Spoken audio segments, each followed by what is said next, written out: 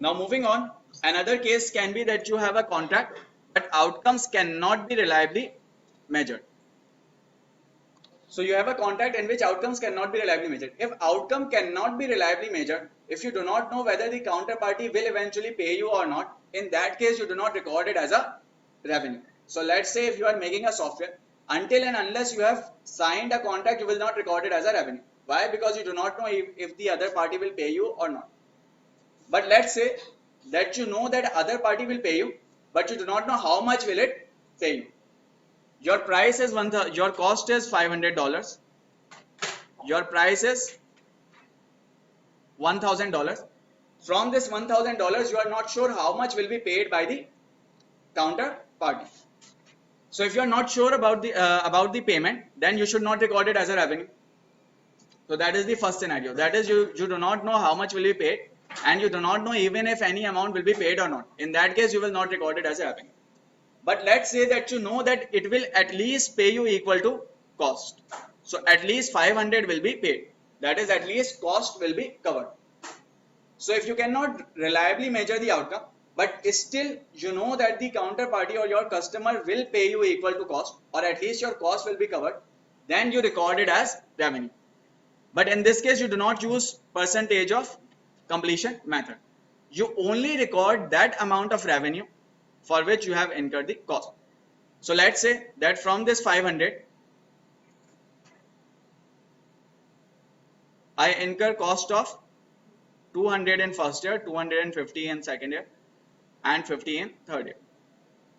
So I will only record revenue equal to the cost, because I am not sure if anything in excess of the cost will be paid or not. So let's say if in first year I incur $200 cost, I will record a revenue of $200. If in second year I incur 250, I will record a revenue of 250. Now third year is the final year. In this year payment will be made. So if whole payment has been made, that is $1,000 have been paid, then whole of the remaining revenue will be charged or will be realized in third year. That is $550. This method will only be used if outcome cannot be reliably measured, but costs are expected to be covered. And this is a treatment under IFRS. Treatment under US GAAP will be a bit different. So again, let's do an example over it. So here is an example. Colander Technology has a contract to build a network for a customer for a total sales price of $10 million. That is the same example. But the outcome cannot be reliably measured. But it is probable that the cost up to the agreed upon price will be recovered. That is, you will recover the cost, but you do not know whether, but you are not sure about the other outcomes. And you had spent 3, 5.4 and 6. So you have spent 3 million in first year, 2.4 million in second year, and 0.6 million in third year. So how much should be the revenues in first year, second year and third year? So simply revenue should be equal to the cost.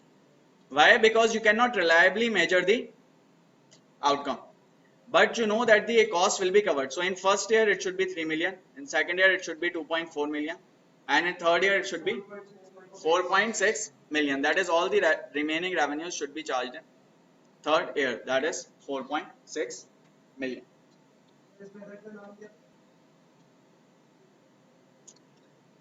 So in each case the treatment is very simple or is very basic, but the key point to note is that which method should be used in which scenario. That is the key thing to note. And whenever you are analyzing a company for which engages into long-term contracts for revenues, then you need to find out whether the revenue recognition criteria is being followed or not, because that can impact future and previous revenues. If a company is using percentage of completion method, it will have higher revenues in initial years but lower revenue in later year. But if a company is using this method, then it will have higher revenue in later year and lower revenue in initial year. So for comparison purposes or for analytical purposes, you should know when would the revenue actually be realized in the financial statement or actually be reported on the financial statement. Let's say that you are comparing company A with B. Company A has lower revenues compared to B. B has higher revenue.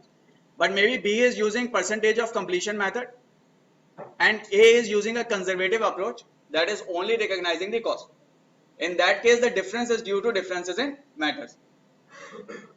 So you need to first adjust the revenues for these methods before you compare the revenues of the two companies. This is under IFRS. Under US GAAP, method is a bit different, and that is completed contract method. What is completed contract method? Completed contract method says that if outcome cannot be reliably measured, then revenues and costs are recorded on project's completion. That is, throughout the project's completion, you will not record any revenue or any cost. You will only record revenue and cost, total revenue and total cost at the completion. This is the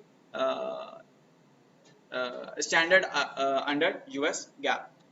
So again, if you do the same example, revenue in first year will be 0 and second year 0. Why? Because you haven't so far completed the contract. And again, cost will also be 0. In third year, you will record the whole of the revenue and whole of the cost together. That is 10 minus 6 and record a profit of 4 million.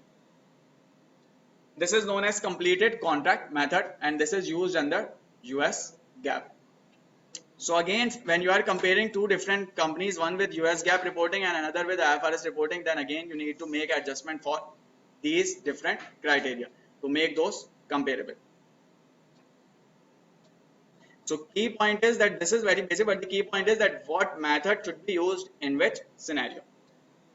So first we discussed that if you have sold something and if you have transferred the risk and reward, you just record the revenue right away. Secondly, we discussed if it is a long-term contract, then first you check whether the outcome is reliable or not.